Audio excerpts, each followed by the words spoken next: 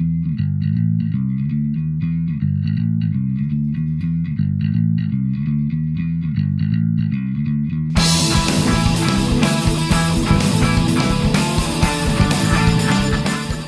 and welcome to another Beard Clipper video.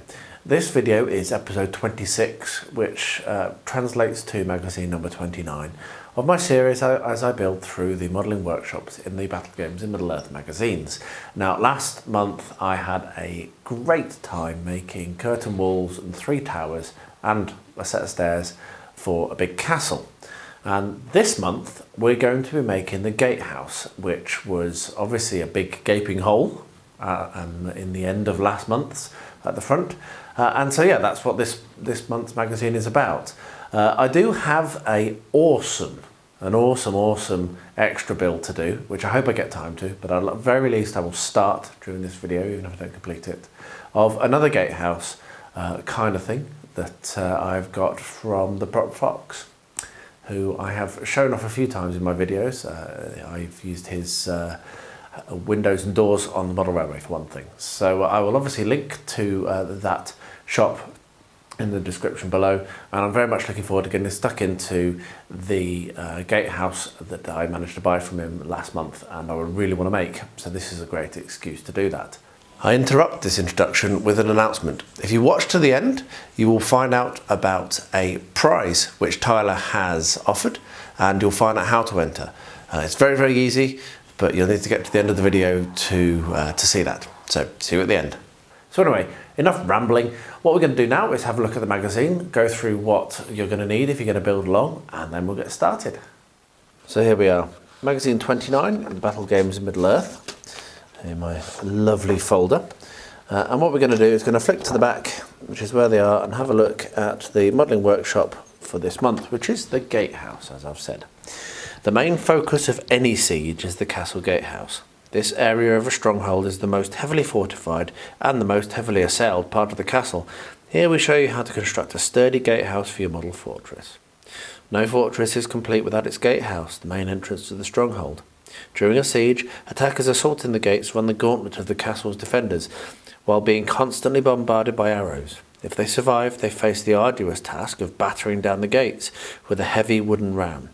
It is well worth spending some time making your gatehouse look impressive, as it will be the focal point of your siege battles. So there we are.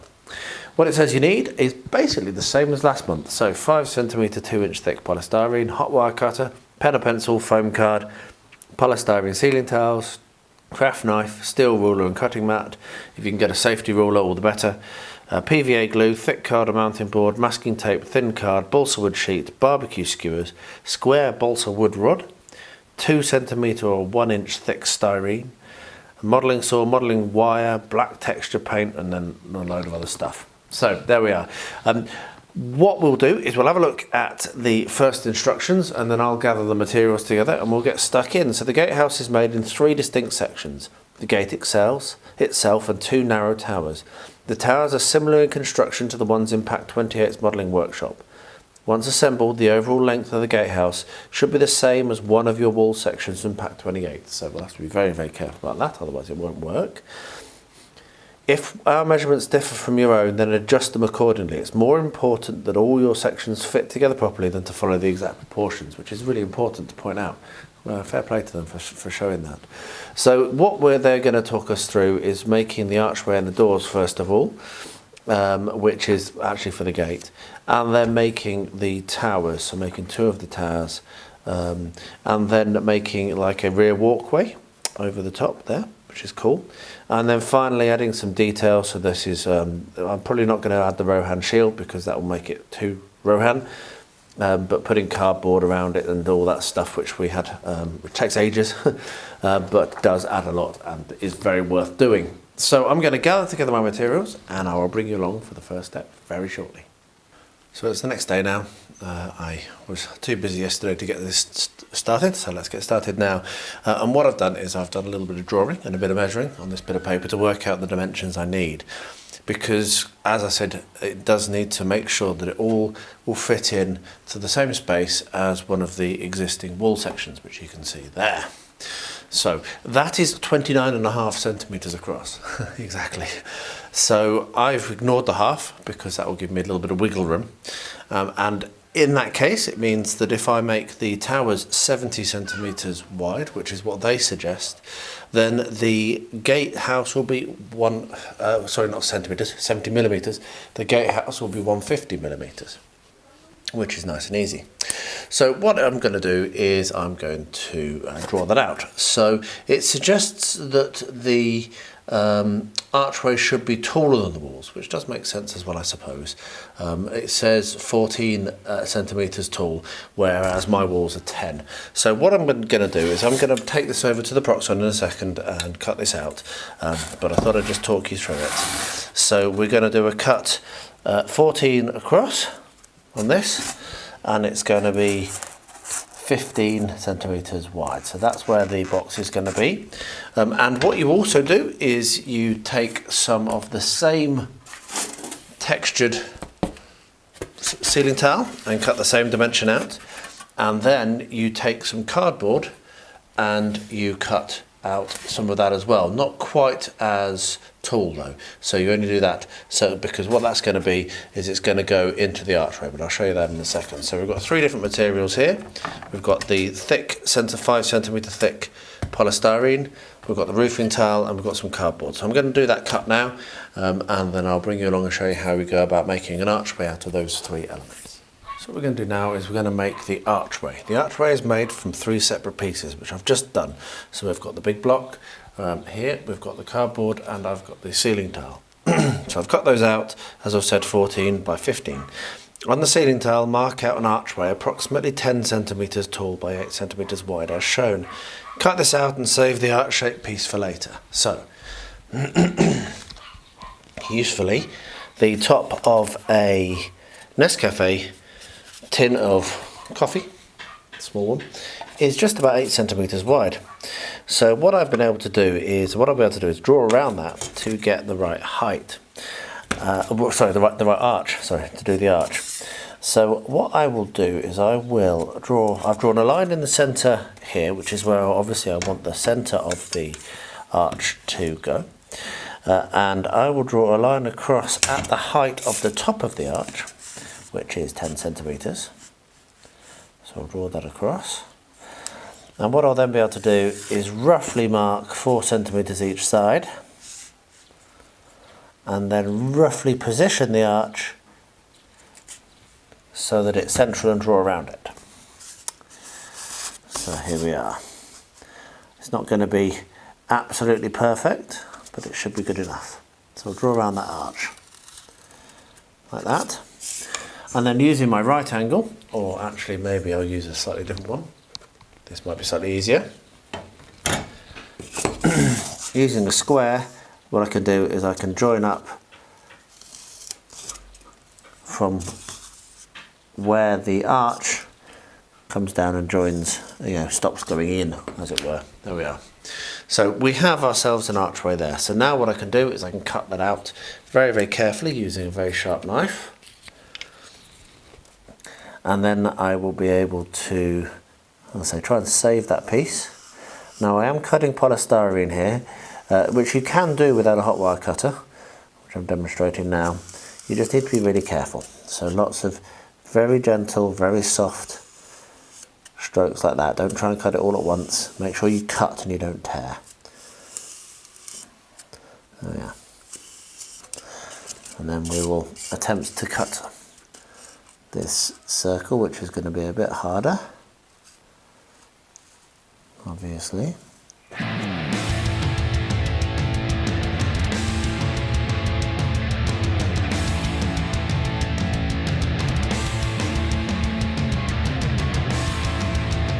There we are. We have ourselves an archway. Whee! So what it then says to do is the foam card, which I've done as card, is slightly different. The foam card should be a straight rather than arch, so the hole is approximately square. So what they are meaning here is if we offer that up on the card, get the pencil, they're saying to basically do do that and then across. So you cut off the archway. So what then happens is that this is then recessed, and this provides like a little bit of a recessed archway, which is going to look really, really nice, I think. So yeah, so I'm going to cut that out now as well. I will make sure that it's square and right angles and all that, and I'll use that using a safety ruler. So I'll do that off camera because I need to gather my stuff. But we're basically going to cut the shape out like this, and like this, and then a square across the top, and then I'll bring you back when I've done that. Now we move on to the doors. The main doors of the castle are constructed in a similar way to the gates for Pack 27's fort. Use a thick piece of card or mounting board as the basis for the doors. Now this is where I diverge. Because I used card for that central kind of like sandwich section, I'm actually able to make use of the cutout, which is here, to make the doors. But what they say is if you have used foam card, then draw around this cutout and then carry on as I am now. So basically it says cut that in half, and then take a little bit more off each side so that the doors can open and shut. And then we're going to use masking tape to make the hinges. So I have already measured, as you can see, halfway on the door. And so what I'm going to do is cut that.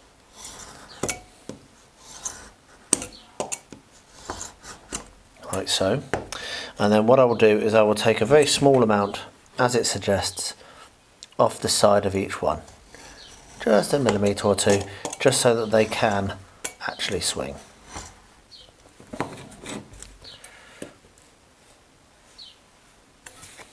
There we are, that's one. And what I'm doing actually is just tidying up the edges because it's a bit scrappy, particularly on this side. So.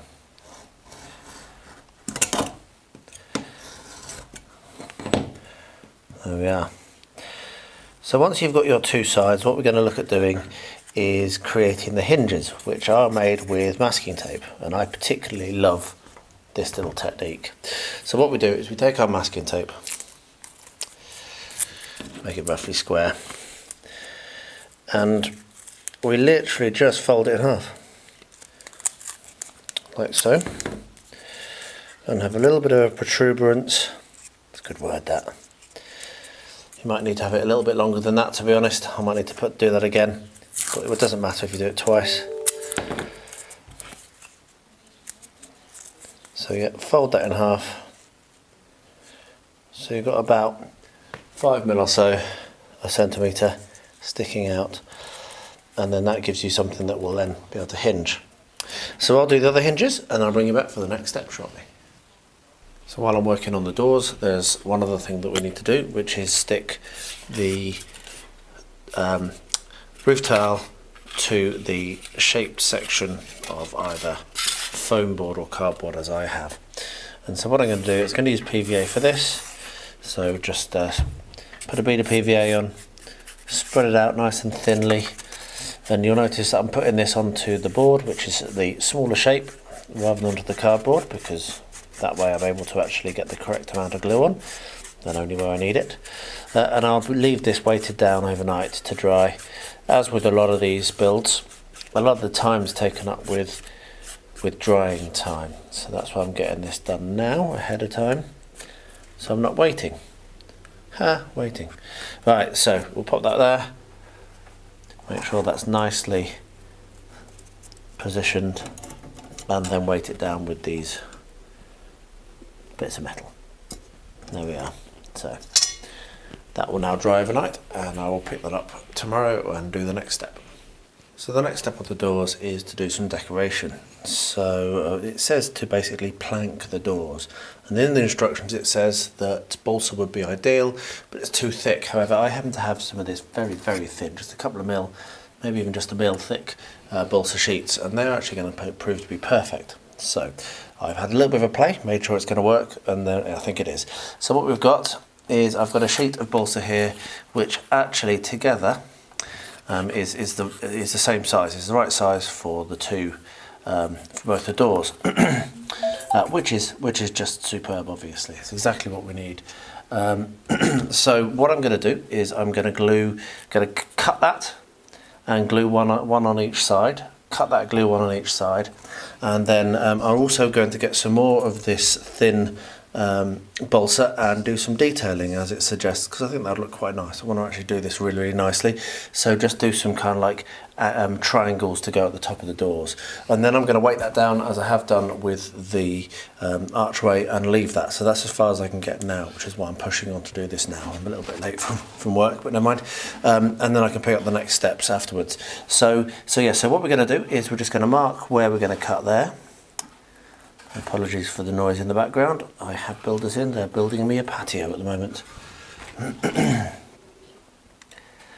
So we can mark there, that's where that one is. And then very, very carefully, as we've said before with balsa, it cuts very finely, but that can actually be a problem because it's so soft that you can actually end up damaging it.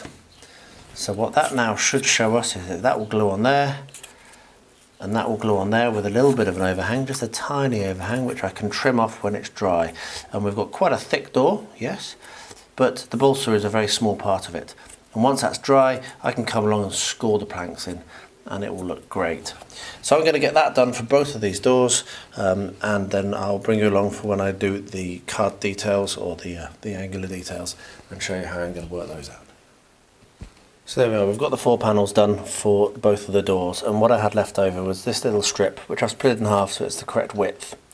What I'm going to do, just as simple as this, is I'm going to eyeball, and maybe I should measure, I'm going to eyeball and cut little triangles into it like this. There we are. And then that can be stuck onto one side, and that will add a nice little bit of detailing, very similar to in the magazine. They say that it looks like the detailing on Helm's Deep. Now, my memory isn't good enough to remember that, but I think that does look very, very nice. Just very, very carefully take those out. I am dealing with very, very thin material here, so if I manage to do this without breaking it, I will be amazed. I have. Right, so that will now get stuck to the top of the door, and we're rocking and rolling. So I'm going to just use PVA. I'm going to go off camera to finish this off. So I'm going to use PVA to glue those 3 together, weight them down, and then leave it. So the doors are dried, as you can see, looking really good. And I probably don't need to do all that much, to be honest, but I am going to line down like this, just to give the impression of there being some beams. And what I'm then going to do, before I stick this together, I'm going to actually stain these. So that's not part of the instructions. They would have you probably staining them at the same time as in situ, but I think it would be a bit easier. Maybe a bit easier to do it without having to kind of like juggle a big building. And I'll show you how I'm going to go about staining. I use wood stain, as regular viewers will know. So there we are, very, very quick planking. And if you want, you can obviously make it look maybe a bit more realistic by doing a line across. And what you would probably then expect there to be is actually some reinforcement going on.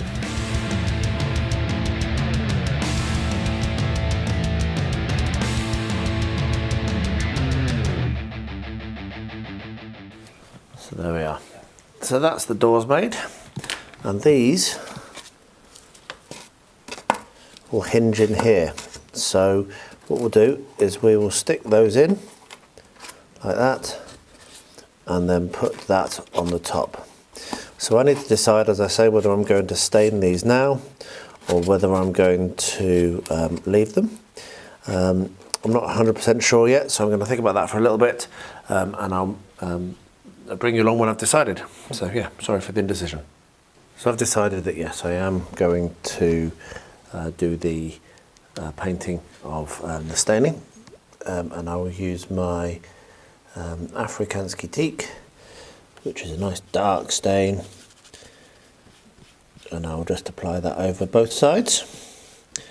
And as you can see, it's going to really bring out the wood grain, and it will also actually act as a preservative, because that's what this is.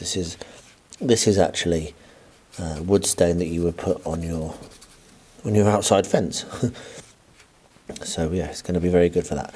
So I will apply this carefully and make sure not to leave any globs on it. I think the lid wasn't on quite right last time, so I need to make sure that I clean the lid and seal it out properly, because it's a little bit gunky. So yeah, just make sure that you don't have any globs and lumps and bumps. And then when that's dried, I will then come to the next step, which is going to be assembling this front section, and then starting work on the crenellations, the wooden crenellations above the gatehouse. So yeah, I'll get this done and I'll bring you back for the next step when I get to it. I've realised that these hinges are probably a little bit small, so what I've decided to do is that. So I'll run a little bit more of the masking tape, apologies for the noise there, a little bit more masking tape just along like that, and fold it over and back, and that then just gives a little bit more grip to go between the two sections, which is what I'm about to do now. So the next step is to stick these in place. So what we're going to do is we're going to position these so they will open okay, like that, and then I will glue that down, and then we'll get the other one and we'll position that so it'll open and put okay, and then I'll put some glue on that, and you can see that they will probably not open perfectly, but these are the sort of things that I often make mistakes on. They will match right, but I didn't trim them quite enough. So what I could do is widen this arch, and if you have a look, you can see where that's actually not straight. So what I might do is actually just widen that arch just very slightly, and then I'll come back and do this. But once that's done, what I'll be doing is I will then glue this down on top and weight it down, and that will then secure both the doors in place. So I'm going to go now and I'll make the white hatch, just make this just a little bit wider, just so that these will actually fold back in correctly, and then I'll come and do the gluing, and I'll show you what that looks like. So I did that bit wibbly wobbly, but it'll be okay. And what I've got now is some PVA, which I've spread over this, so I'll just use a brush to spread that out. And now what I can do is put this in, and you can see that that now will open in underneath that little catch. And what I might do is get a dressmaker's pin. 1 second. Okay, so regular viewers will know just how much I love my dressmaker's pins. And they're perfect in situations like this, where you want to hold something in place and you don't mind it not being removed afterwards. So this can now just be pinned through like that. There we are. And then we can do the other side, and I will do dressmaker's pins on that as well. Let's make sure that also tucks in underneath that wobble. There we are. So another couple of dressmaker's pins.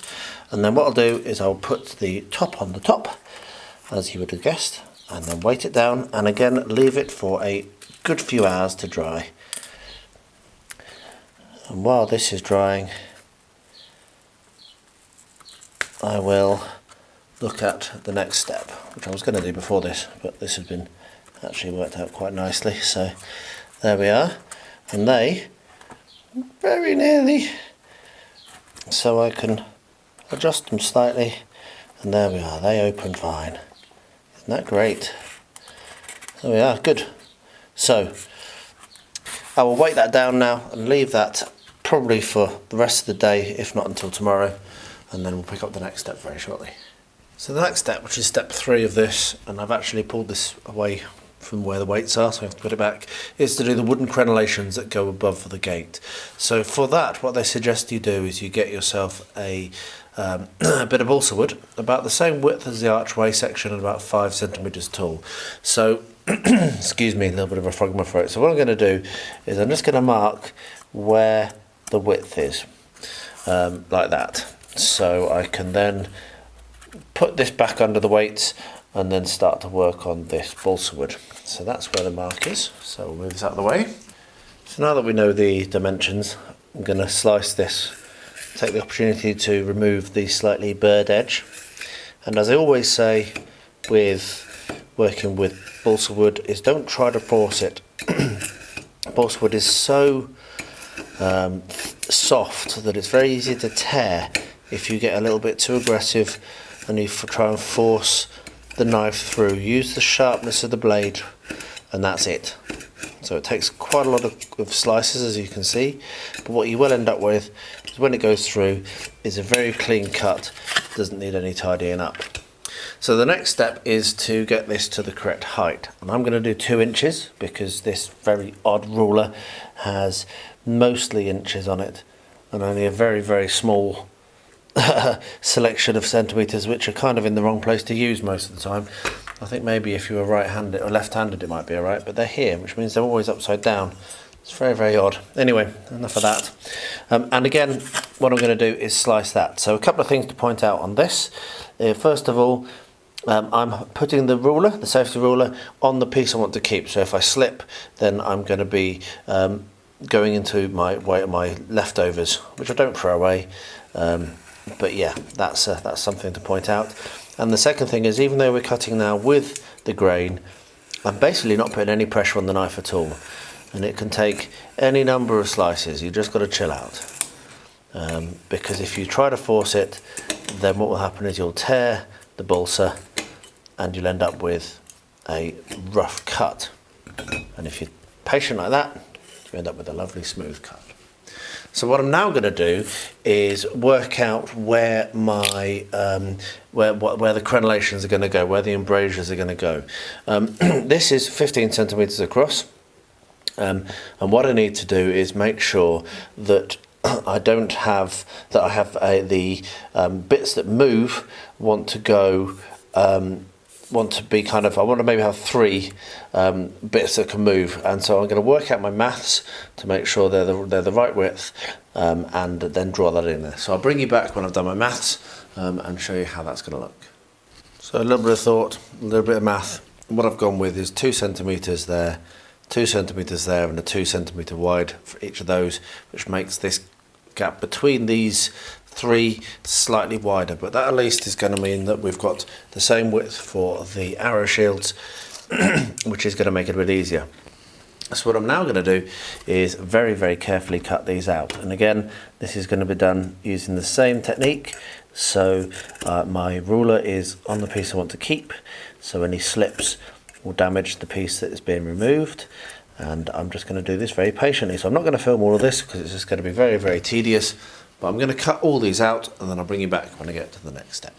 So what we're going to work on now is the arrow shields. So we're going to stick that little length on, which I haven't cut, and it just happened to be the right length, along the back behind the crenellations. And then I've got this, which is actually the leftover piece that I cut off of to make this section, which I've had to trim down a very small amount again to make that 2 centimeters wide, so that is as wide as these little gaps here. And what I'm going to do is I'm going to cut these out, and it says 3 centimeters long, whereas that's double because I did 1.5. So I've done mine 4 centimeters because I did it 2 centimeters deep.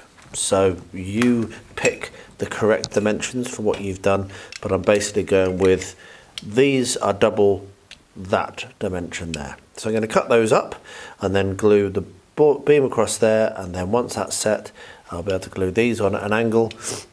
But before I glue them on, I'm going to be doing my scoring of the plank lines. So first of all, let's get these cut. Again, very, very carefully, lots and lots of passes. You cannot be in a hurry when you're working with balsa. There's one. There we are. So we've got the 3 arrow shield, which are going to be going there. And what we're going to do now is I'm going to get my pencil, put the lead away, and I'm going to mark in the planks. So that will be simply drawing a line down like this on both sides of this section, the wooden crenellations as they call it, and also both sides of these. So I'll get that done off camera because it's just a lot of that, and I'll bring you back when I come to do the gluing. So that's all carved out now, and what I'm going to do, I'm actually going to glue this on using super glue, which is not something that I would normally do, but in this case here I'm just because it's going to be a quicker dry and it'll be a good enough bond which will then be reinforced with PVA. So I'm using it almost as like a gripper rather than as the final glue. So we'll glue that across the top like that. stick it across the top and just hold it in place just for a couple of seconds, and that's why super glue is great, because that's done.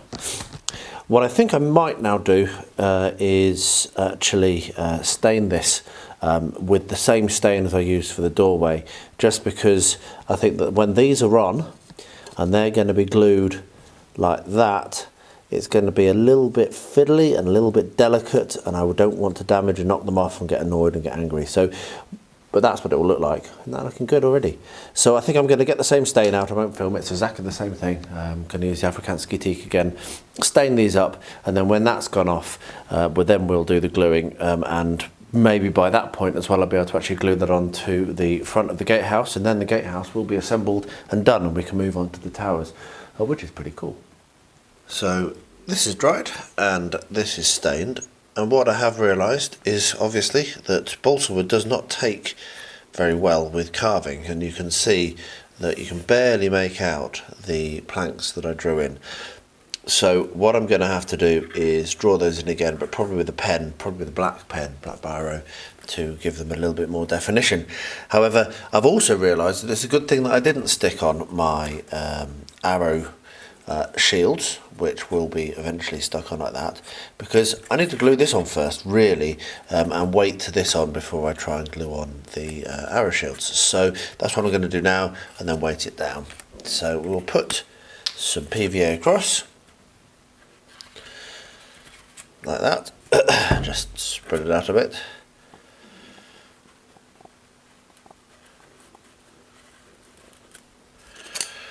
And then make sure that the cross piece goes in on the inside, and then I will weight that up and leave that to dry. As per usual, it's the drying time that takes the time. So there we are. So I'll leave that to dry, and then we will glue on the arrow shields, which I might be able to do early. I'm not sure. I might be able to do that with a bit of, let's see whether it'll actually stay on with a little bit of PVA. It might do. Yeah, I think that's actually going to work. So I'll glue the, just clean my finger of PVA, and we'll glue those arrow shields on. They'll be a little bit fiddly, they'll be a little bit delicate, those, so I will have to be very careful to not knock them, which, if you know me, is unlikely to happen. I am a very clumsy person. But there we are, we have a basically completed entrance apart from the painting. So now we can move on to the towers, or maybe we might have a look at the bonus build. Now for a moment that I've been waiting for, I'm looking forward to. This here is a kit from PropFox, who is a friend of the channel, and I have had his kits on before, mainly around the model railway with the doors and windows of the farmhouse. And this is a fully functional drawbridge. It's absolutely amazing. So what I'm going to do is I'm going to open this up out of its packaging, and we'll have a look, and then we're going to put it together. I'm very, very excited. So there we are, that's what we get in the box. Just move the camera a bit, that's better. So we have a large packet here which has, you can see, some really cool details, and the actual portcullis, etc. We've got here, which is the decorative pieces, which is nice. Here we've got some more decorative pieces and a base, and this is a winch. As I say, it's operative, it works, it's functional. And here is the real kicker. This are the hinges and some chain. I mean, it's just brilliant. I'm a big fan of Sarissa, as you'll know, but Sarissa don't do things like this. You don't get literally metal work. Really, really, really impressed. And it was a very good price as well. And I bought it. I just want to hasten to say this is not a gift or been given to the channel or anything way. I've not been told what to say.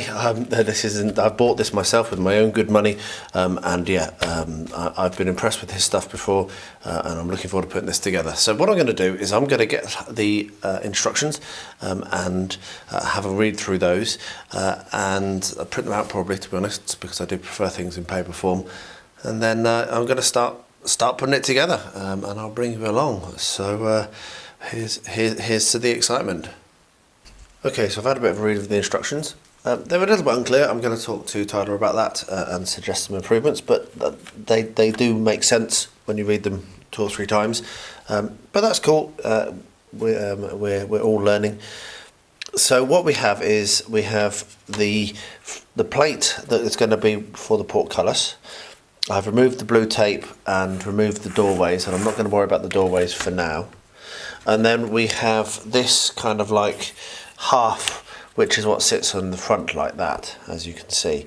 Now, of course, if you just sat it in like that, then you wouldn't be able to put the put the portcullis in there. So what his instructions say, and this is very clearly explained, is these little side pieces are used as the guides for the portcullis. So you can see that you can position them here and here, like so, and then they go right to the top. Sorry, so they go up to the top there. You can see that they're shaped, and then this will go on over the top, and then the portcullis will be able to slide up and down, which is good. Now it does say for a snug fit, glue just 2 supports each side. For a loose fit, glue 3. Attach the face plates. Make sure to leave room for the main box. So the main box is what goes in under here, I believe. So what we're going to be doing first of all is we're going to be gluing in place just 1 on either side, because that's all we need to do for now. And trying to glue 2 will just be way too much for my tiny little brain. And you don't want it to be too snug, I don't think. You need to be able to pull them up and down. The other thing it suggests is attach and glue one side, slot the drawbridge in place, then attach and glue the other side, is what it says. So the uprights that allow the drawbridge to function, I believe that's these. That's actually a different thing. I'm not going to go to that one. So I'm going to focus on this. I believe that the attachments that do the drawbridge are going to be going here. So that's something else. I'll come to that in a second. As I say, this is what I mean when I say it's a little bit confusing. Not organising. Take this sprue and do this, and this sprue and do that. So that's probably the one thing I'd say. The instructions could maybe even build it and take photographs as you're building it and say this is step 1, this is step 2, these are the parts you need. That might help. But the actual kit is superb. Right, so what we're going to do is we're going to glue these in place. I'm going to stick 1 on either side, and then 1 on top of those, and then this on top of that, and then weight it down and leave it. And I'm going to remove this because that's going to need to be painted metal, whereas everything else is going to need to be painted as stone. So, and it does look like it will basically pull in and out. Now, yeah, it will pull in and out. It doesn't actually get attached. It is literally just slotting in. A little bit muttery because I'm not totally sure what I'm doing, but let's just get some glue down.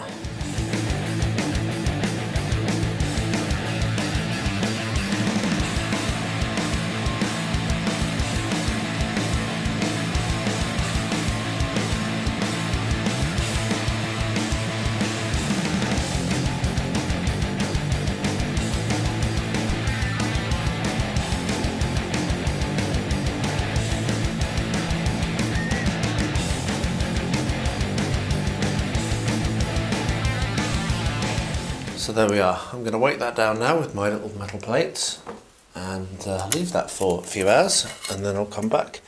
I have to get to work now anyway, so I better stop. But yeah, I think I've done that right. We shall see.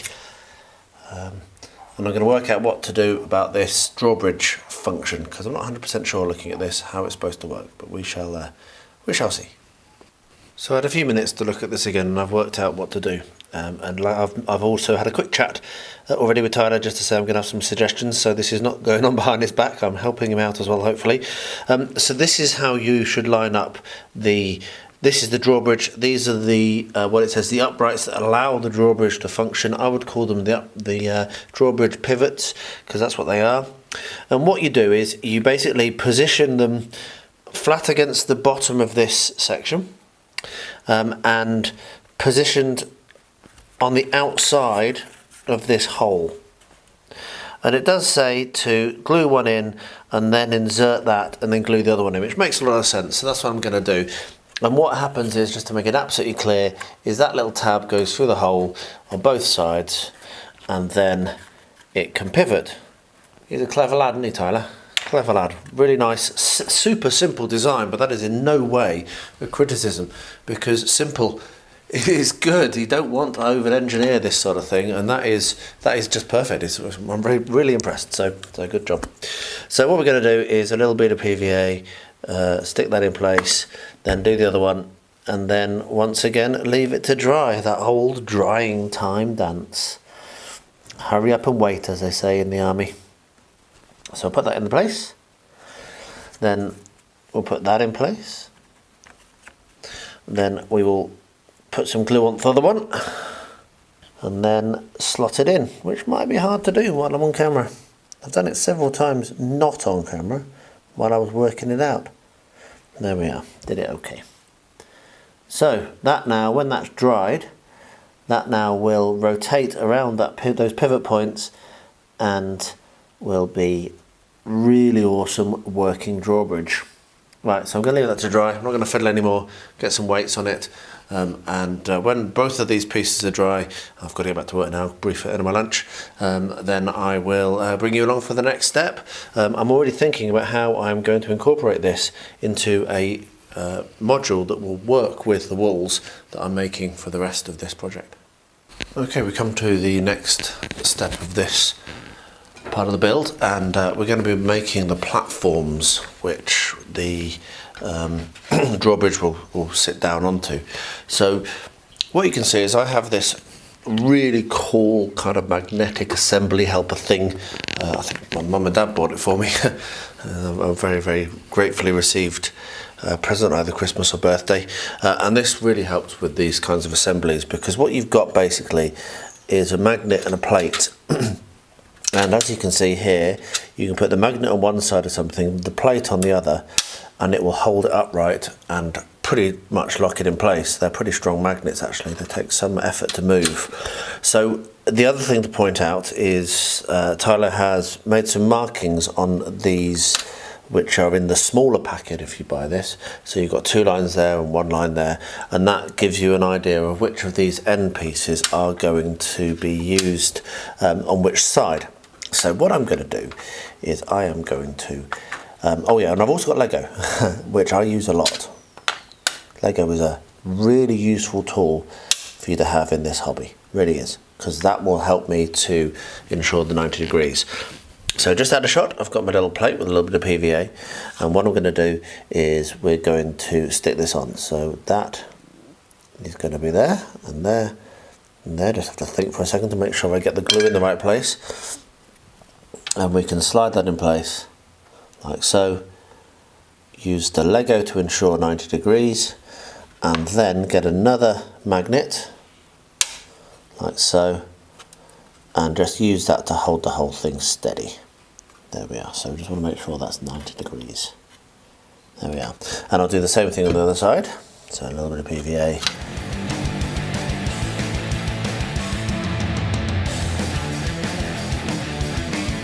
There we are. So that's now square, and what we're going to be able to do is also start to assemble the rest of it. So you can see that this piece here slots in very nicely, actually, like that, into those 2 tabs, and it actually slides. Oh, I've knocked that a bit. And I do think that, well, you can just see that it is a bit delicate, so you could do this in 2 ways. You could either decide to not fiddle with it, which is probably the wisest choice. As you can see, I'm wrecking it. I'm being an idiot again. Or you could put that top piece in, and that will also hold it square, and I am going to do that. Even though that didn't work very well then, I do think it's worthwhile just coming along, putting some PVA on the sides and there. And this is part D. You can see that he's also put some which is useful, put some labels on these. I was going to suggest that you do so, And then when I opened the packet, I was like, oh, good, you've done that. Makes it a lot easier if you're able to identify what he's talking about in the instructions. The instructions are currently underneath my plate. So he suggests actually that you do this de-insertion last. However, I'm going to ignore that order suggestion for now because I want to make sure that this top bit goes square. So just wipe off the excess. And now I'm going to step away and not damage that anymore. So I'll let that dry, and what I will then do is come along and do the same basic technique. So let me just show you because I probably won't record the rest. So we have 3 other pieces. They are all labelled A, B and C, and they slot on the front. B is the step and C is the next step right there, so they go like that. So once this is dried, I'll come along and I'll drop those in place, and that'll be glued. And when that's done, then I'll bring you along and we'll do the main platform, and I'll show you how I'm going to assemble that. And then we're nearly done. Then we're only left with the really scary bit, which is the scary bit for me because I'm very clumsy, which is doing the metal work and putting the hinges on. So yes, we'll see how well that works. So the first step is assembled and drying. Just out of shot. What I'm going to do now is work on the main platform, which is then what everything sits on and is glued to. So this is the main structure that everything sits on top of. So it's basically the same concept. You have a base plate this time though, because this is going to be a real box, and we've got these 2 sides that go on there and there, and then once that's in place, we've got this top piece. Let's see whether I can manage this. I have done it once. No, but that goes on top there. And then you have 2 other pieces. And then you have the floor and the wall that go on as a step there. So that's how that works. I'm going to glue that together in the same way using my magnets and my little bits of metal, which worked well last time, as I knew it would, because that's what they're designed for. So as long as you don't fiddle around with them too much. So magnet on one side, piece of metal on the other, and you've got yourself a nice strong 90 degrees, bit of glue, and it'll be done. So I'm going to get that glued together, and I'll show you what it looks like when it's finished, and we're going to get to the next step. And then it's time for me to make a start on the towers. So if you remember, I did some measuring, and I have made this so that I can basically follow the same dimensions as I talk about in the book. So the towers are made from a rectangular piece of 5 centimetre thick, which is what this is, polystyrene, and 2 pieces of 2 centimetre 1 inch thick styrene. First cut out a polystyrene rectangle that is the same height as the ones used for your towers.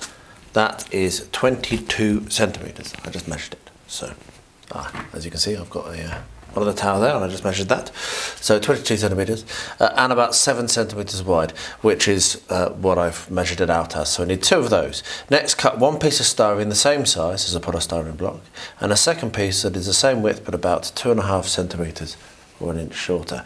So what I'm going to do, I have my sheet of polystyrene here. I am going to measure off and cut out the 22 by 7 twice. And then I will get some 2 centimetre styrene, do the same thing, 22 by 7 twice, and then do a third piece, which is 2 centimetres, which will be about 2019 or something like that by 7. Once I've got that, I will bring you back and show you the next step.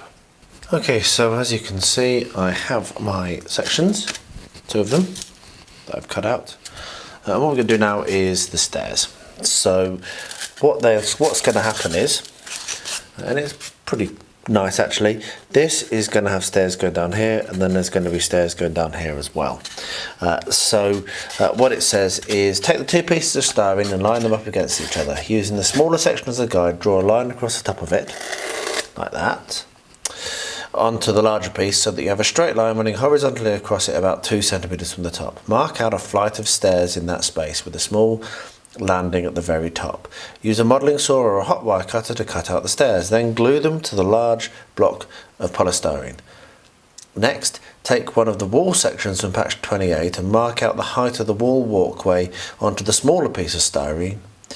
you should end up with a mark about 2 centimetres from the top of the styrene. Now that might not be the case because of just how you can see that it's not going to be the case at all. So what I'm probably going to have to do is put more stairs. I'm going to have to do one of two things. Either make that lower, so work out halfway between the top of this and the top of the walls, and make this one shorter, or what I could even do is bring it out even further, but I'm not sure that I want to do that. I'm not sure. I'm going to have a bit of a think about that now, and let you know. But what you're basically going to end up doing is cutting stairs like this. And the good thing with this blue foam is I can actually do that either with a hot wire cutter or with a sharp knife. So I'm going to work out my dimensions, whether I'm going to do another layer of this to bring it down, make sure that doesn't actually break the rest of the build, and I will show you what I've decided when I come to it. Basically, I've done these towers too tall, haven't I? Right, so I've worked it out, and it is that I did the other towers just way too high. It doesn't make it very clear, it doesn't actually say it explicitly, but what you're supposed to do is the top of the shorter tower should be as tall as your gatehouse, because the steps on the taller one are going to come down and are going to meet up and go across the top of the gatehouse. That's how you get, so you go across here and up and what have you. And then what happens is the shorter one has steps that goes down to the wall that's going to continue on the other side, so the short wall. And what that means is that this needs to be 14 centimetres tall, and goes down to 10 centimetres, which is the height of the main walls. And that means that this really should be 18 centimetres tall, not 22 or 21, which is what I've done, which is the same height as the towers. So this, I'm going to sort this out. I'm going to make this so it's the correct proportions for this gatehouse. It just means that the towers are actually going to be slightly taller than the gatehouse, but that's fine. It doesn't matter. So I'm going to cut some more off of each of these blocks. So the blue block and the two white blocks are going to come down to have that dimensions, and then I will carve in the stairs. I won't bother coming back because this is starting to take a bit long with these clips. I'll start carving in the stairs, and I'll bring you back when I'm about to glue. So yeah, let's get this now correctly assembled. Right then, I've cut that, as you can see. I've done both, and that's looking really, really nice. So the plan will be that this will marry up with my gatehouse, which it does, and this will marry up with my walls. Let's just check, which it does. There we are, see? So we're pretty happy with that. Okay, so what I'm going to do now is glue these together, and I'm going to use gator glue because that's going to be really strong, and also I'm not in a rush because it's late now, so I'm just going to let it to dry. So we will slather some gator glue on, like so, and glue it to the battlement there, and then slather some more gator glue like that. I'm not being very scientific here. And I will then weight that down. And it is important to weight down the gator glue because it does expand. So if you don't put a weight on it, then it will lift it up and it will look terrible, like happened to my flying buttresses for the other one. So yeah, so we're going to do that. So I'll glue the other one now and then put weight on, and then we'll be good to go. Just going to make sure that I don't screw this up. I need it to go that way, yes. So I want to put glue on this side. Just make sure that you don't end up with two left hand or two right hand. That would be very embarrassing and very frustrating. So you just have to make more, I suppose, but whatever. There we are. Right, so we're going to leave that to dry overnight, and I'll come back to that in the morning and do the next steps. So the next step is covering the tower walls. So to make the towers fit in with the archway and the castle walls, they need to be covered with the polystyrene ceiling tile. Cut pieces of the ceiling tiles the right size to cover the front and sides of the towers. Leave the back uncovered for now. It is important that you don't cover up the foot of any staircase, so one side of the tower will be a different shape to the other. Remember to extend the towers by about 2.5 centimetres or an inch above the top so you can make battlements as in Pack 28's modelling workshop. To make the battlements identical to the ones you created previously, remember to cut the tail so the beveled edge is at the top. So if you haven't seen last month's, go and check out last month's. But basically what we've got is I've got this, which is an offcut of from last time, and it's funnily enough almost exactly the right size, as you can see, which is pretty cool. So and what you're going to do is you're going to have a section which is going to be that tall, and then come down and then go down to this platform and then come down there, and then you're going to have a section which is going to be like this, and cover and basically going down those lines, and then we're going to have a section which is going to be all the way across the front. So that's how we're going to do that, but we do not do this part, and that's what it's saying. And I'm going to do that twice, obviously, because I've got two towers. So I'm going to get that done now. I'm going to make use of a knife for the detail work, and I will make use of a hot wire cutter to get probably to get the straight edges. But what I have is a load of offcuts, as you can see from last month, because I don't throw anything away. So I can make use. This one's got the bevel on top. That's the thing to point out. On these you've got this edge, so have the bevel keep the bevel and put that to the top, because that is the that is what kind of sticks out over the edge of the battlement. So I'll make use of these offcuts, and I do have another hole tile or two lying around as well. I'm going to need to go shopping for more of these, so I should be okay. I should have enough materials to do this, and once I've got it all cut, I'll glue it in place, weight it down, and then bring you back for the next step very shortly. So as I've just been assembling this, and as you can see, I've got the surrounds on the sides of these towers, and the steps match up really, really nicely. I've been thinking, hang on a minute, this is going to end up too wide, and you can see that it does end up too wide. There's an overhang here, and there's an overhang on the other side as well, quite a large one. And the reason for that is because I didn't subtract the width of 4 of these texture tiles from the width of the gatehouse. So we have 4 texture tiles, at least 4 texture tiles too much. So what I'm going to have to do now is take off, these are still wet, I've literally just been looking at it as I glue it in place, is remove these side panels, and I'm going to have to, let me just pull that out, I'm going to have to cut away here and here, or to marry up for the shape here and the shape here. Now I also have an issue with an overhanging bit of cardboard there, which I need to cut off. So that's a bit silly. I didn't spot that while I was making them before. You can see that there's there's an overhang. So that's pushing it out slightly. But I definitely need to cut that shape out, including the including that crenellation, and this shape out as well on both of these towers, and then glue the side pieces back on. So if you're watching this, 2 options you've got. One of them is make this section smaller, which is probably the easiest option. So don't divide the length of, you know, don't forget that you're going to have to add on these side panels, which I did forget and didn't think of. Or if you do what I've done and make that too wide, rather than remake it entirely, as I say, I'm going to have to cut these, cut some shapes out of the sides of these panels and glue them in place, which will then mean that they'll slot in nicely. So a little bit extra work for me to do, but at least I caught it before it was all dry. So moving to the next step, which is the rear walkway.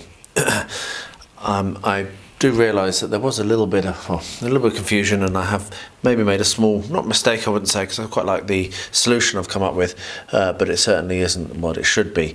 It's not going to be what it should be. So what it should be is these the side walkways and the side battlements should actually meet up with the gatehouse like that. So let me just see if I can get a bit better light on the subject so you can see what I'm talking about. 1 second. There we are. So that's how I think they should actually be meeting up. So the line of this battlement comes along, matches up to the back of the tower, and then the steps can go up like that, and then this back walkway can then kind of like do this. So steps out at that point there. However, because I didn't realise that, and I made it so that these sits further forwards, which I actually don't mind, and I actually think I need to trim a little bit more off this. just along the front there to make this line up. I'm going to do something slightly different from what it shows in the magazine, so let me just readjust the camera again. Okay, so what I'm going to be doing is I've cut this polystyrene here to the correct height, the same height as the actual gatehouse, and I'm actually going to make it so that it kind of overlaps a little bit these side platforms, so maybe 5 centimeters or so, 5 or 6 centimeters, and what I'll do is I'll have it so that you'll come up here to the ladder and you'll have a flat area, and then the shape it just means that this back section is going to be a little bit wider. What I'm also going to do is glue all of these 4 elements together, so the gatehouse, the 2 towers and the back will all be stuck together so they'll be quite solid, and then what will happen is these side things will slide in into place, notch in between this gap here and the back of that, and it will work really nicely. It'll be really, really solid. So having said that, and that's what I'm going to have to do because of the mistake I made, what it says is basically the last section you need to make is a walkway that will join all the component parts together. Cut a rectangle out of a piece of styrene the same height as the walkway of the arch section, so that's this, and as long as the combined length of all the pieces together. As I say, I'm going to have to go slightly bigger just because of that little mistake I've made. Each end will need to be as tall as the wall walkways on your fortress walls, so mark a line at that height straight across the styrene, so that means from here to here, so that height there.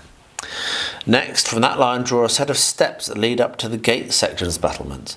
Finally, use the arch shapes, so this is the gate, and you're going to continue the tunnel through. Before cutting out these shapes, take a piece of ceiling tile the same size as the styrene and glue them together. So that means you're basically cladding the back of this with the styrene, and then you should be able to cut through, it says, with the archway, and then glue everything together. So I've already done this to the right height. I'm going to now mark off the height of the battlements and do the steps, and yeah, let's see how well this works. But a little mistake, but it's not the end of the world, and I think I can recover it. So what I've decided to do here is make myself a template out of cardboard, and then very, very incompetently use masking tape to attempt to do a straight line. Now it didn't work very well, but it doesn't matter because I'll be covering that over with the cardboard anyway, with flags, stones anyway. But what this does mean is I can now take these off like that, turn it over, and then position it where I want it to be on the other side of the upright, over there, on the other side of the platform, and I'll have the same rough shape of steps on both sides, and that'll make it a lot easier for me to cut and position. So I'll take that down now with some more masking tape. I think I probably will run the masking tape all the way around, which will help a little bit with keeping the straight line along this bottom edge. But yeah, that's then we're going to need to cut out the roof tile that's going to go ceiling tile, which is going to be stuck onto this, and stick that down, and then I'll be done for a bit, I think. So the base has glued up nicely, so what we're now going to do is I'm now going to stick this to the front. Now I could, if I was a little bit more confident with magnets, potentially put some magnets in this, but first I've had to think about that before, and second I'm really not confident with magnets, so I'm not going to. But I'm going to make use of this box again. As you can see, I've just put some masking tape around this to make sure that that it doesn't fall forwards while this is drying. And what I'm going to do is I'm going to put a bead of PVA around the edge of this box here, like so, and then press it in and leave it to dry. It shouldn't take too long to dry. I've not got a lot of time now anyway. So yes, a bit of PVA around that. Set this down, and then slide the two things together and leave them to dry. So there we are, that's that bit done.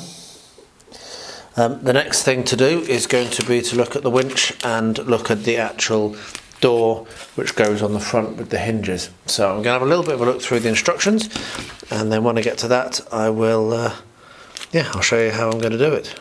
While that's drying, let's have a look at the winch. So I think I'm going to glue this on before I do anything with the wire. I think think that's the right way to do it. And I've just had a quick test fit, and this is super cleverly done as well. So what you have is you have two of these little uprights, little triangle uprights. A tripod is the word I was looking for, but they're not. They're triangular, but they're bipedal.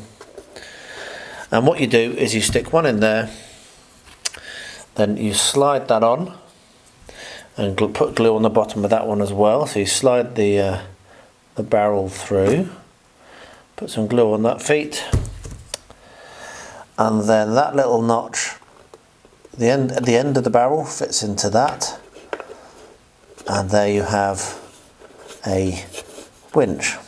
So you might want to come along with a brush and tidy up that overspill there. I think I will need to do that.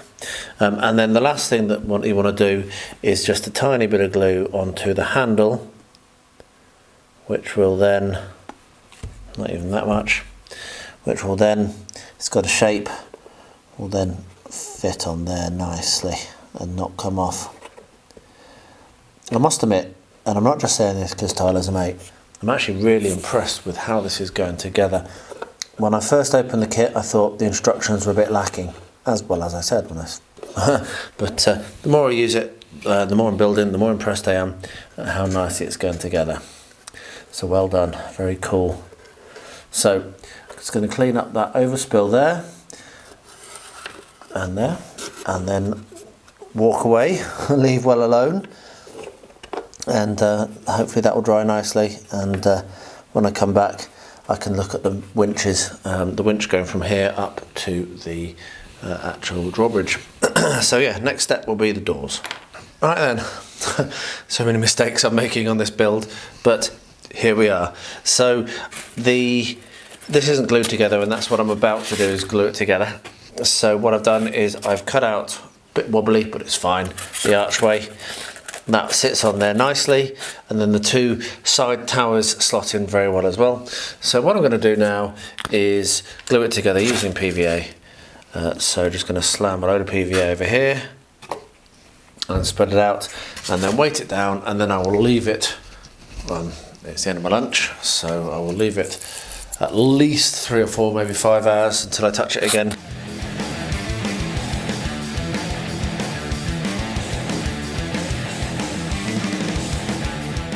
So one thing that I did expect to happen, which did happen, is those arrow covers broke off.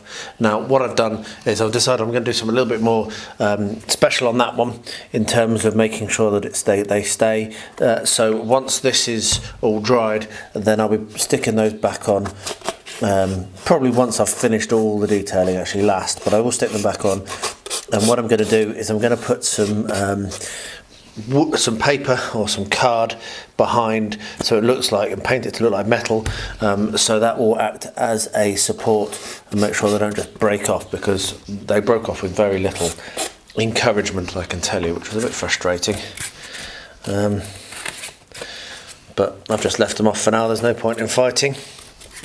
Right, so I'll weight that down, and then we're going to come to the detailing step. So now I'm going to cut out, you know it, more of these and more of the slabs. So yeah, let's get the guillotine out and start cutting up cardboard. So that's what I'm going to do while I'm waiting for this to completely set and go off. But yeah, I think it looks really nice. And now it's time for more of this. So I'm going to be looking at cutting up pizza boxes to turn into both paving slabs that will go on the top of the walkways, and also the corner pieces which will be going around the corners of the towers. Lots and lots and lots more of this, and this is the thing that takes the time. So I'm going to just try and do this in any moment I have spare, and I will do the same technique as I did in the previous video. So I will be gluing them down with PVA, and yeah, hopefully this will not be too horrendous. But it was pretty horrendous last time. So I'll show you a small amount of the process, but the first thing to do is lots and lots and lots of cardboard cutting. So we've reached the next step, which is applying the texture. So, but what I did want to just show is I realised that because of the slight mistake I made, I've actually had to add on some cladding on this end piece here and this end piece here. That has made me wonder whether I shouldn't put corners on there here, but it's just such a pain, and I really don't like doing it, so I'm not going to, but I probably should put the corner pieces on here and here before doing the texture, but whatever. So the texture is done using my texture paint, my terrain paint. There is a link in the description below of how I make that, but it's basically house paint, brown house paint mixed with a bit of PVA and some water and some dish soap to prevent it from going off, and then sifted builder's sand over the top. So you can see a lot of detail of how I've done this in my previous video in this series, so go check that out. But basically what I'll do is I'll paint the paint on and then quickly throw sand over the top of it, let it fall straight off, and what sticks is sufficient, and then we will come along and do it. I mean, I probably will actually end up using black paint rather than brown. I have various mixes of my terrain paint just on the shelf, as you can see, but that's basically the idea. So I'll get that done, and then when that's done, we'll come back for the next step on this build, which is actually nearly finished.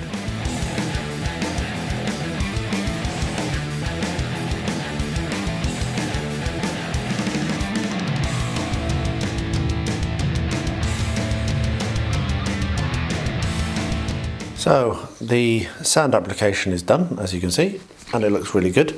So what I'm now going to do is come along with the same black paint and paint over the top, and this will give the final black undercoat, but it will also mean that it seals the texture in, so you won't get sand falling off all the time. So this will also take a little while, as I will have to do it in sections, so if I need to pick it up, I'm not getting my fingers in the paint. So I'll get this done, and then we'll be on to the dry brushing stage, and I will bring you along when I get to that. But this is literally doing a full coat over the whole lot of the terrain paint in black. So yeah, doesn't take long, but just need to let it dry before you can move and maybe attack a different section. So now we come to the fiddly bit. Which is going to be a little bit difficult to do. I have managed to get this gate on, though I think I've actually glued it on. I should have had the hinge on this side, but I could always pull that off and move it if I want to, and I think I might, to be fair. But what I'm going to do, I'm going to show you how I've been gluing them on. I'm using super glue, and what I'm doing is I'm offering it up, and then I put a little dab of super glue onto the hinge, not too much because you want to keep it away from the operating part of the hinge, and then just set it in place and let that dry. So basically just do one glue. This is what I'm doing. I might be wrong. Tyler might come on and go, don't be an idiot, you can do it like this, but this is how I'm doing it. So that will now dry, and I'll be able to do the other side. And then once it's dried on the outside, then what I'll be doing is I'll glue it to the middle, to the actual door, and then when that's dried it should hinge correctly. So it's a bit fiddly. It's the thing that I'm probably the most nervous of on this whole kit, but this door does open and shut correctly. As I say, I think I'm going to move the hinge to the other side, which I'll do in a minute. But yeah, I'm relatively happy with how that's looking. So I'm going to glue this on, these doors on, and I'm also going to do the same on the doors on the other bit of kit, and then I'll show you how you go about putting the surround on, and then we'll come to texturing. So now we come to the next step, which is attaching the little eye loop to the side of the portcullis, also the drawbridge, and hopefully this is going to stay in focus. Actually, I'll stick it on manual focus.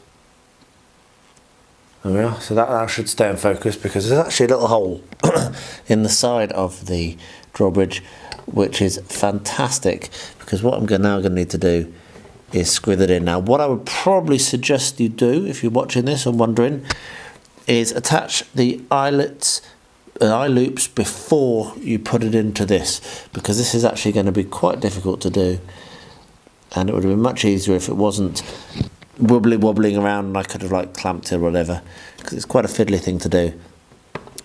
But at least there's a hole. I was actually going to get my bradawl out and make a hole, but I don't need to, so that's nice one, Tyler. But probably this should be done before you put the drawbridge into its little kind of like drawbridge guides. So yeah, I will get that twizzled in, screwed in.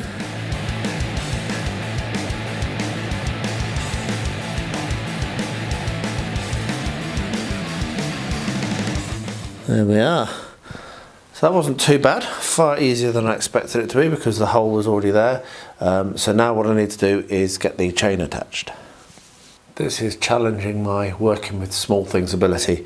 So what I'm having to do is make use of two sort of per needle nose and these bent nose tweezers, pliers, to attempt to open up the ring, of which I have a few. So should I break one or one spoiling, then at least I have a spare. So as you can see, I've managed to get that open. So what I now need to do is thread the actual chain onto that, which I will not try and do on camera because that will not go well. Or maybe I'll try it once, and if it doesn't go well, then I'll stop doing it on camera. This is going to be terrible footage, but I really am not very dexterous. I'm living proof that even if you are a klutz, you can still do this hobby.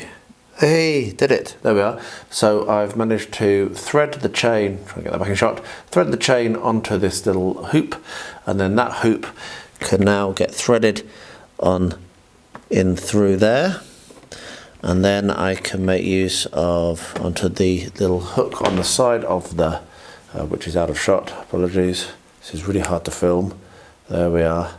So that's now hooked onto the side of the drawbridge, and now hopefully I can come along with my pliers and close that loop up without losing the chain that I've just so laboriously looped. This is about the limit of my fiddliness. I'm not good at this. Right, I'm going to stop filming because I need to get in front of the camera and all sorts of jazzle. But yeah, so that's what you're doing. And then when I've done this, I'll come back and show you the other side. Yeah, this is a bit fiddly. So I have threaded the chain through the hole here. I have opened up another of the rings and have that tightly held in my bent nose pliers here. And what I'm now going to do is I've dropped it. There is a ring that is on this little kind of assembly here, which is where you want to get that currently open ring through that, and then you can wind it up and it'll all work. So I'm going to try and do this on camera because it's always better to do things on camera than not, I think, especially with stuff like this. But I think that I might put some music on and we can just see how long it takes. So let's try and get this done.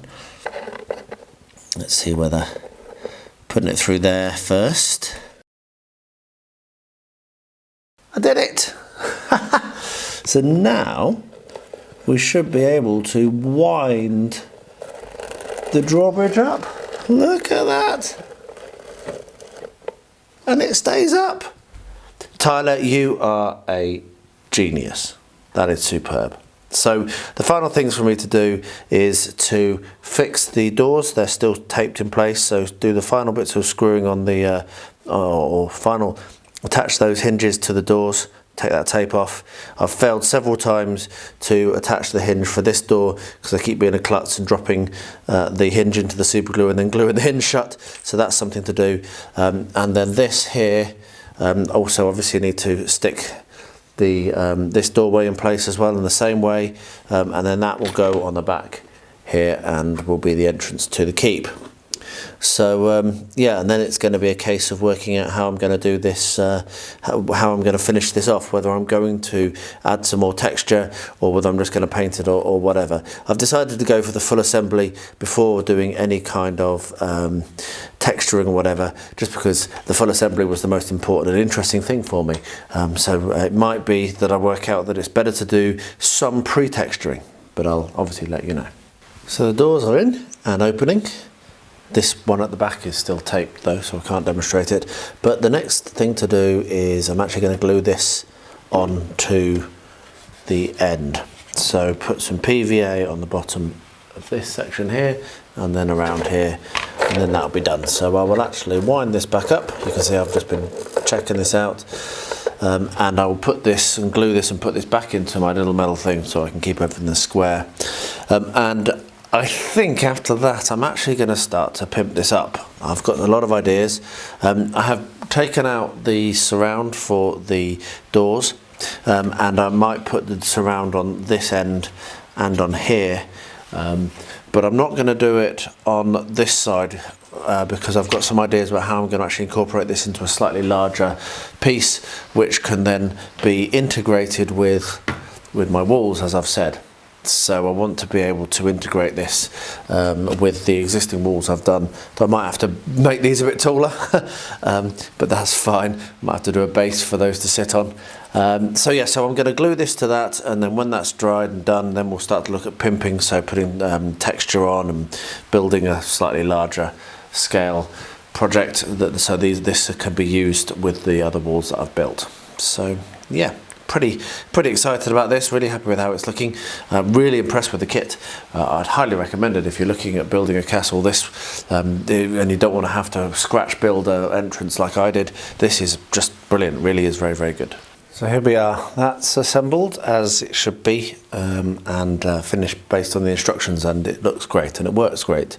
As you can see, you can lift the drawbridge and drop the drawbridge, and I've got the portcullis in there as well. That lifts in and out very nicely, which is really awesome. So what I'm going to do now, take a couple of pictures which I'll put at the end of the video to show what this looks like in this state, and what you see is me thinking about the next steps, because I've got two ways I can go. I can either leave it like this, or I can pimp it quite substantially to be a display piece, or I can attempt to make it so that these wall sections will be able to dovetail, though they'll need to sit on something obviously, because they're going to be a bit it's going to be a bit higher, just because we've got the moat, so I would need to build the land up around it.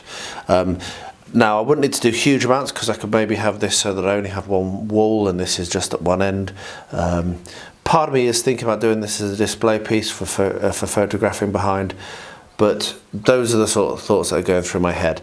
As it stands, I'm really happy with what it looks like. I think it's brilliant, and I would highly recommend it. If you want to build this, have a house, a castle, and you want to have a really cool entrance for your castle, I don't think you can go far wrong with this. It's brilliant. I would like to, at the very least, turn this into a gatehouse tower, and that's why I've got these chunks of MDF and what have you out, because I'm trying to work out how I'll base that.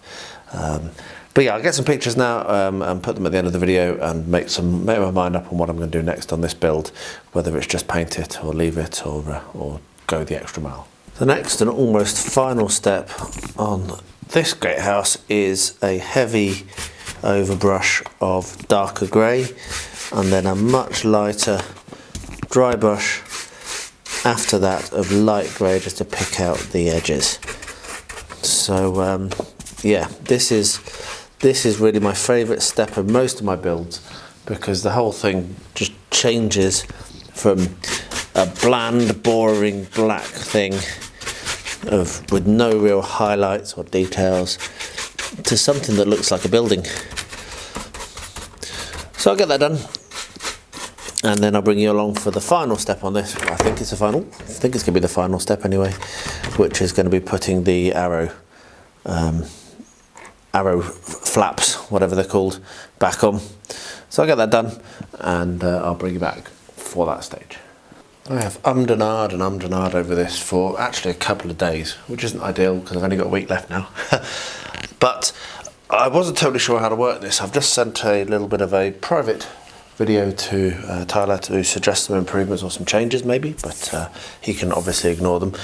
But the issue is that I want to make this part of a bigger piece.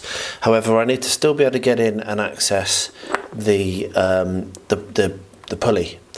And obviously, you getting your hand in there and moving this around means that I can't have a wall too close, which means what I'm actually going to have to do is extend this central section to the full width of this A4 sheet of MDF. So my plan is to have this completely side open from the sides and then build 2 towers, one to go on each side on separate sheets, which may or may not happen in this video, but I'll get as far as I can. And I will then also, what I'll do is this front wall here, I will make it look thicker with some XPS foam, so the wall will extend, and I will clad with the same textured roof tile on the front of the walls of this front wall as I have done on the other builds, so that it can combine and coincide. So that's what I'm going to do, and on this front bit, or the inner wall, I'm going to also clad with the same textured roof tile. And I'm thinking about talking about roofs, I'm thinking about putting a removable arched roof just with cardboard with some tiles on it.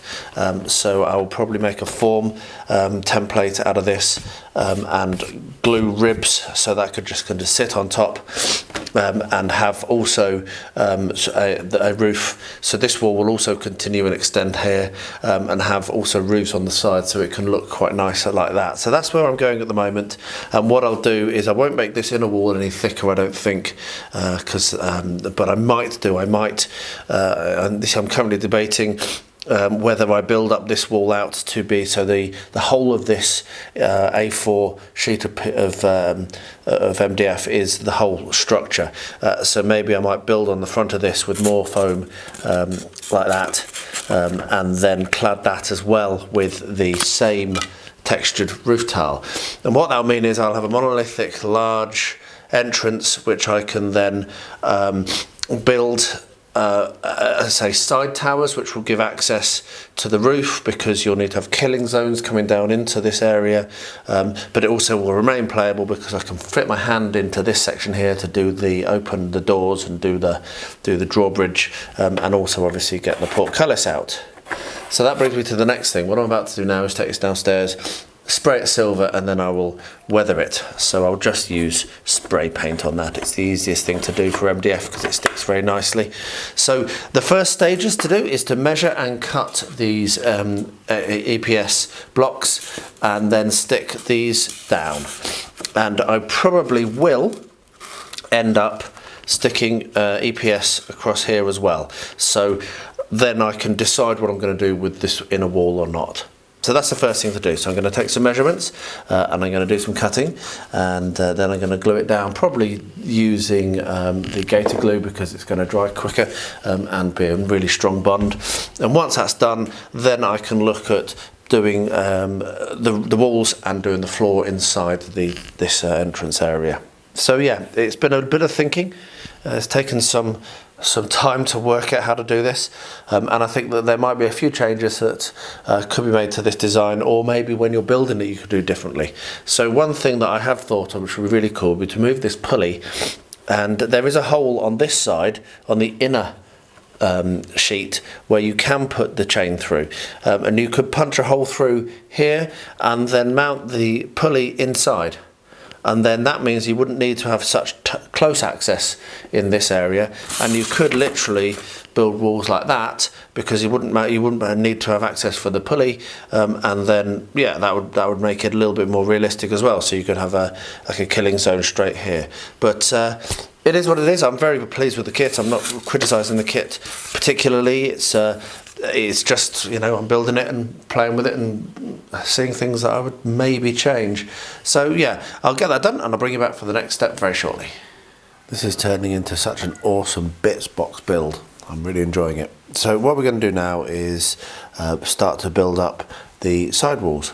And I do just want to add that I had a really cool conversation yesterday with Tyler, talking through my ideas, and it turns out that he's already had those ideas, and there is actually going to be another piece or another kit that will go with this to enhance and extend it. He really liked the idea about potentially having the extra hole here, so you've got the flexibility, but apparently there is more ideas he's had, so that will come to the channel as soon as it's available to buy, because I will buy it. So what I'm going to do now is continue with this as if that's not available, because it might be that you don't want to buy 2 kits, and yeah, I may as well just carry on as I'm doing it, even though maybe it's not necessarily very shortly. So what I've got here is I've got some of the 1 centimetre foam, which I've cut down 7.5 centimetres by 15, which will now basically allow me to stick this here. So what I'm trying to do is I'm putting it in place so that it is flush with the outside of the MDF kit. I've put some cocktail sticks in to give it a little bit more security and stability, and I'm just going to use PVA because I don't want it to expand, and that will be done, and the same will be done here, flush with the outside. Now I've got a little bit of an issue with this side where this is actually not flat. I'm not entirely sure why, but I'm going to be sticking it so that it is against the MDF rather than, you can see there's a line. That's not great. So I'm going to get this done, get this stuck down, and then once that's dry, which will take a little bit of time, like I say, I'm using PVA because I don't want it to expand, then I'll come back and then we'll start to do the texturing. I'm still not 100% decided what I'm going to do here, whether I'm going to make it a wall, thick wall with the cutout, which I might do, or whether I'm going to have this as a little kind of like ledge that runs around. I think I'm going to make a thick wall, but anyway, what I'm going to do for now is this. Is these sidewalls, and when that's stuck and dry, I'll bring you back for the next step. So these are stuck on fine. So now I'm going to put another layer of blue foam on the front, and as you can see, I really am just using offcuts because all of this is going to be covered up with cladding over the top. So I've offered that up just now, marked with a pencil where I need to cut, including this little bit for this because I want to retain this shape, and then I will glue that on there, and I'll do the same on the other side, and then when that's done I'll be able to put the texturing on and then start to paint this front wall at the very least and make sure that I'm doing the right thing. Inside I'm not totally sure yet what I'm going to do, but I will address that shortly, but for now I'm just going to get these next layers on. I think what I'm actually going to do is stick this on and also at the same time stick the cladding on, because I may as well, because I can clamp both top and bottom. Oh, don't matter. And I can save myself a little bit of time there. So that's the next step. Next step on the castle is to make the lining, or make the inner wall, or the 2 curtain walls that I want to do to make the walls a bit thicker. So what you can see here is I've spent a bit of time, and I've done this off camera just so I could work out if it was going to work or not, and it is. So I've got a blue foam and I've got the white foam, which is the bubbly stuff which I'm using for the texture. And what I've done is one of the doors fell off, which was actually a blessing in disguise, because I've been able to make use of that to make myself a template which is the size of the doors, and that's what you see here. So that's where the doors open. What I've had to do, because this is going to go inside the front gate, this is where the chain will go through for the drawbridge, and this little notch that I've cut out here is where the drawbridge will come up underneath, and it sits in there perfectly fine. So what I'm going to do now is glue this together and then glue it onto the piece, and what I'll do is I will quickly show you, once I've done that, I'll drag the piece over and I'll show you how I'm going about measuring, what the measurements are roughly, how I'm cutting it, and then I'm going to stick the other side on the back wall, and then I'm going to have to stop because I'm getting tired, and I don't want to make mistakes. But then we're really looking quite good for getting this finished in time, which is brilliant news indeed. Okay, so I've decided that I want this to be double thickness, and then on top of that I'm going to put the texture. So what I'm going to do is I'm just going to do one of these thicknesses on camera because it's going to be a little bit fiddly, and I will then also do exactly the same thing for the roof tile texture, which will be also glued on. So what I have is the template that I cut, or that I worked out for the doors, and amazingly enough, believe it or not, the door is actually dead central. So what I can do, this is a 30 centimetre by 15 centimetre section of foam. So what I can do is I can come along, mark the centre, which I should actually mark on the edge rather than a little inboard where I can't actually see it. So if we mark the centre there, and then we can position this template right on that centre mark, because I've got the central line drawn on it, and then draw around it. There we are. And that will give me a little bit of an indentation to start to follow when I come in with my sharp Stanley knife and cut it out. And this is just a case of going very, very slowly, not trying to rush it at all. Short, sharp cuts. And this is where using blue foam rather than white foam really comes into its own. So we will work our way around this template now with this knife, and then we will have a doorway. So it's making a really horrible noise. I'm going to stop filming. I'll get this done, I'll get this done, and I'll get the correct size of a roof tile and get that done. Glue them all three together and then stick them onto the piece. But I'll bring you back when I come to do the gluing. Right, here we are. We have 3 sections ready to be glued together. So what I'll be doing is using PVA and lots of clamps. So spread PVA on this section. I've actually got a brush this time. I'm not going to get my hands filthy. The other thing to remember about PVA is less is more. So if you do find you've got a bit too much, then take it off and spread it around somewhere else where it can be useful on the model. So I'm spreading this on the bottom of the ledge. So put a bit too much PVA out then. There we are. So I'll press that down onto that. Turn it over. More PVA on that. I'll get this done off camera and I'll show you what it looks like when it's clamped in place. And there we are, clamped in place and looking good actually, pretty pleased with that. So what I'm going to do now, leave that to dry overnight. Next stage will be, I've got to do a little bit on the inside and do the flagstones, and then I can start to paint it. So yeah, get in there, it's beefy. I also actually realised that I need to work out what's going to go down underneath here. It's not the biggest issue in the world at the moment. I could probably leave it for now and just paint it. But yeah, there probably should be some more of this texture to go under there. I think that probably is what I want to do. So now I'm coming to fill in this gap here. And what I've realised as I've been measuring is that I actually forgot to put the cladding on this inside. So I've just carved that out and that's going to sit there and that'll be fine. But what I'm going to do is I'm going to make use of this thin black foam and slot that and glue that in there. So I'll do both things at the same time. I'm about to glue this down and then also glue the facade on it. And I've measured it so that this new facade will sit on top of this.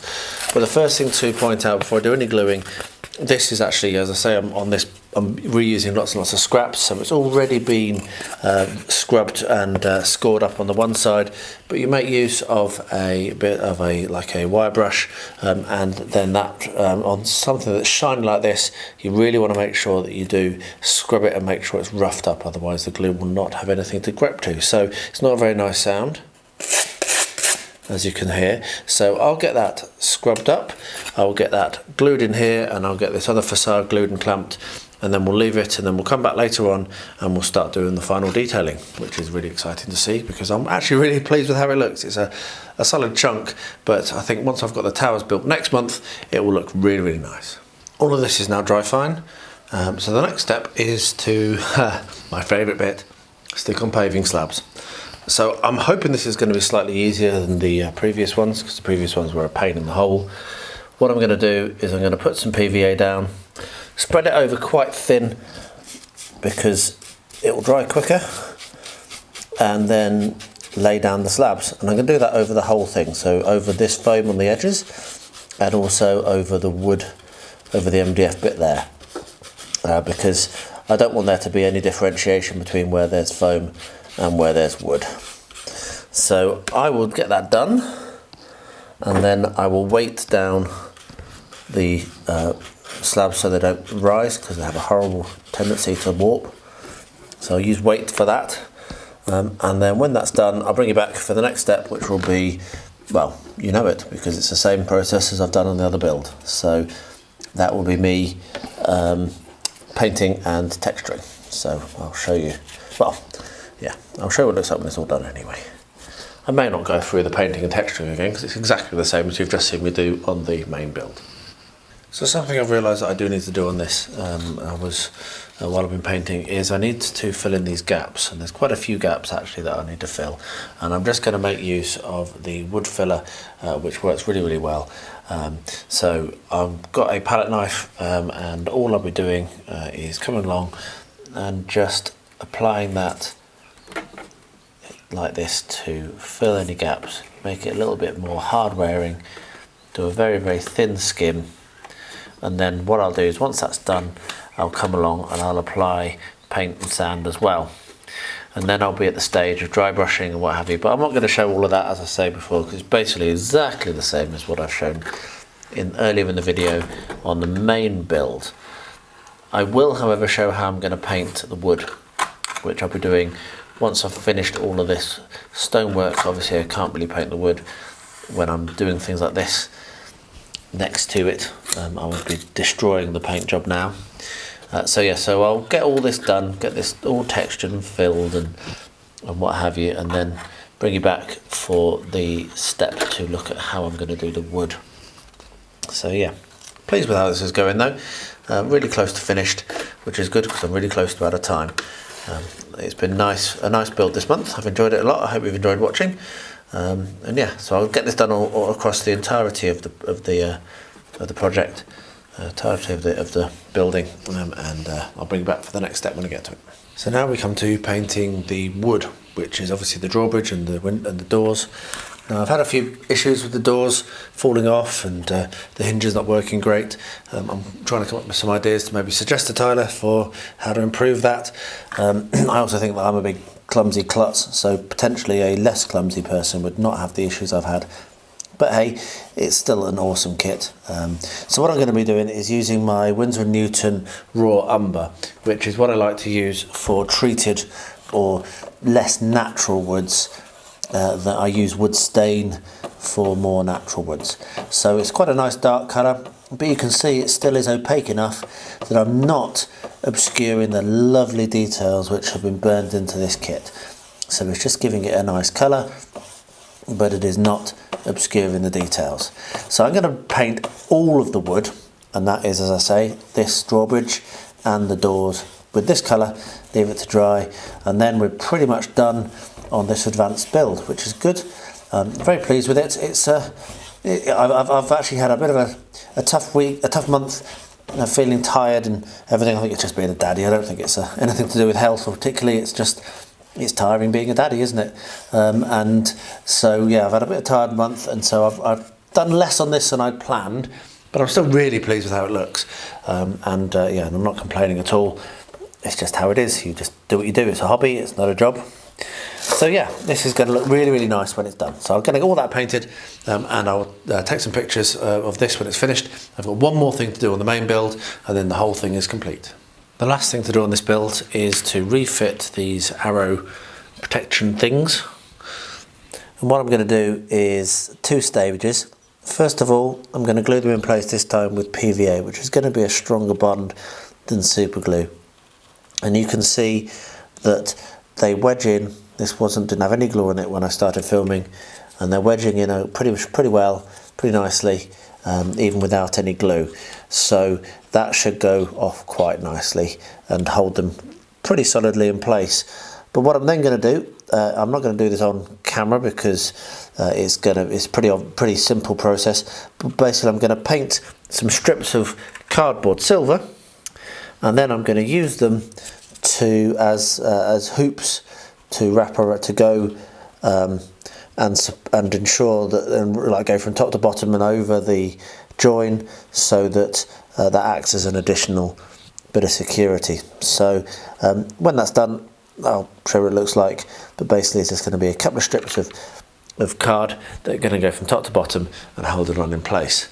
So when that's done, it'll be finished, and then we'll take some pictures and we'll wrap up. As you can see, I've got the straps, little strips kind of glued over behind the arrow covers, whatever you want to call them. And they look really nice. I just coloured them in with a silver Sharpie, which is a really good tip. You don't need to use paint. If you can get yourself a silver Sharpie, sometimes that's better for this sort of thing. And what this leads me to is a huge oops moment yesterday, and bearing in mind this video is being published tomorrow when I film this. Look what I missed. Can you see the obvious mistake? I did not cut out any embrasures. And I'm really annoyed at myself because it's really obvious now I see it. But it's too late for resolving it now, so there's just something which I've made a mistake on. And I do make mistakes on this channel, as regular viewers will know. And if you've made it this far, then you must be a regular viewer, because I believe we're nearly 2 hours in. So what I'm going to do now is take some pictures of this and the other build, which is finished as well, and then we'll wrap up. And I've got a few lessons I've learned, and then we'll also talk about the wonderful giveaway which Tyler has offered to me. Very, very appreciative of that. So yeah, here comes the pictures, and then we'll do the wrap up.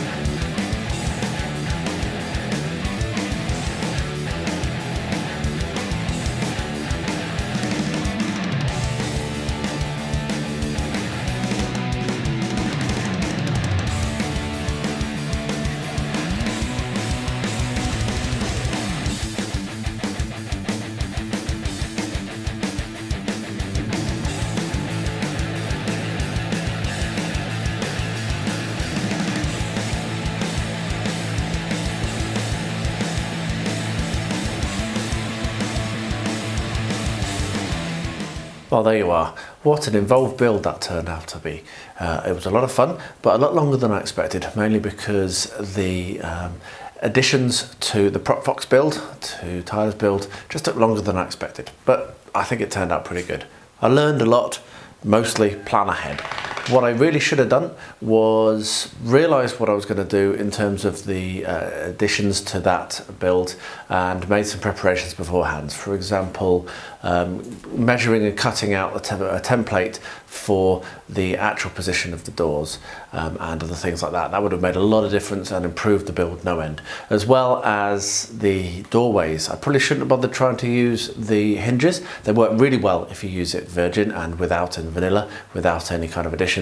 But with what I was doing, it probably would have made more sense to have done either different doors or made use of the material hinges like I did on the original build. But that being said, still pretty pleased with how it came out, and very, very happy to have done it. Now let's talk about this giveaway. Now I want to say that this was voluntary from Tyler. I didn't ask for it. He just said, "Hey Guy, do you want to give something away?" And thanks so much for putting my stuff on your channel, which was really awesome. And thank you very much for that. I love your creations. They're really, really good.